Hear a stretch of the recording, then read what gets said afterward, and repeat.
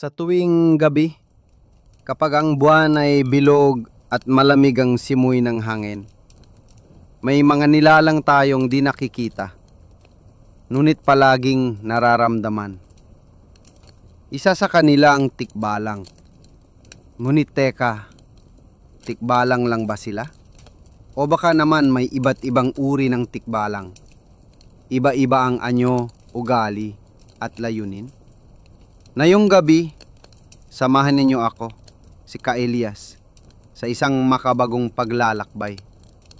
Tungo sa kaalaman, alamat, at katotohanang matagal nang itinatago sa ating mga bundok, gubat, at alaala ng matatanda. Ano bang tikbalang? Kalahating tao, kalahating kabayo, matangkad, payat, at may pulang mata.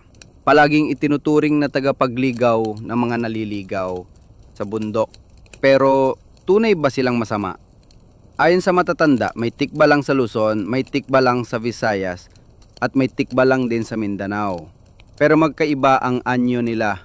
Iba ang ugali, iba ang layunin.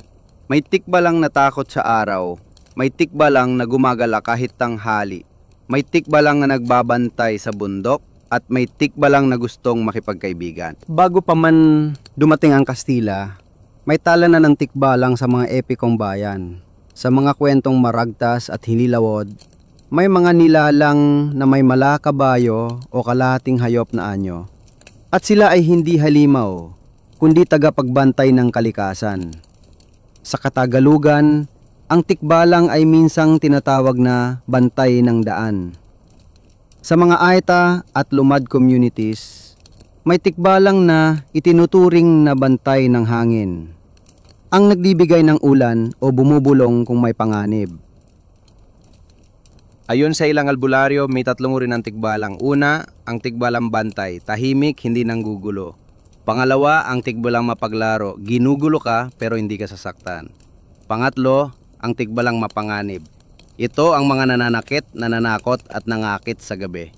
May nagsasabing ang mga tikbalang ay mga elemental.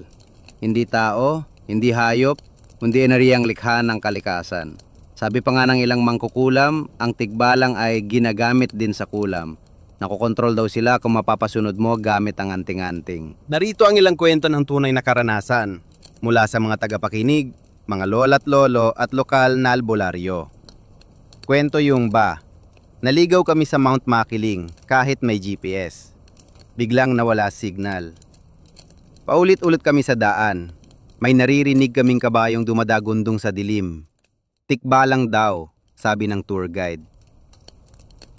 Kwento yung ba, sa probinsya ng Antique, may tikbalang na nakikitang umiinom sa ilog tuwing dapit hapon. Hindi raw siya nanganakit, pero bawal mong pagtawanan. Kwento yung ba, may tikbalang daw sa palengke ng Cavite, nagpapanggap na tao. Hindi mo raw siya makikilala, pero kung matalino ka, makikita mong mabalahibo ang paa niya at hindi lumalapat sa lupa. Tanong, totoo ba ang lahat ng ito o epekto lang ng takot, paniniwala at imahinasyon? Kung iisipin, baka hindi literal na kabayo ang tikbalang. Baka sila ay simbolo. Simbolo ng mga bagay na hindi natin maintindihan. Simbolo ng mga nilalang na hindi kasali sa mundo natin, kaya pinili nilang manatiling tagaliblib. Sa panahon ngayon, may tikbalang pa rin. Pero sila ay mga taong humuhusga, nanliligaw sa katotohanan, at ginagamit ang takot para sa pansariling interes. O baka naman tayo ang tikbalang kapag nawawala tayo sa landas ng sarili nating buhay. Hindi Nayam narinig nyo na ang mga uri ng tikbalang, itanong mo sa sarili mo, naniniwala ka ba? May tikbalang ka bang nag-aabang sa'yo sa daan? O baka may tikbalang na sa loob mo, naliligaw, naghahanap ng direksyon at gustong mapakinggan. Ako si Ka Elias, at sa bawat sulok ng gubat, ilog at lumang kalsada, huwag kalimutang tabi-tabi po. Hanggang sa muli, mga kahiwaga.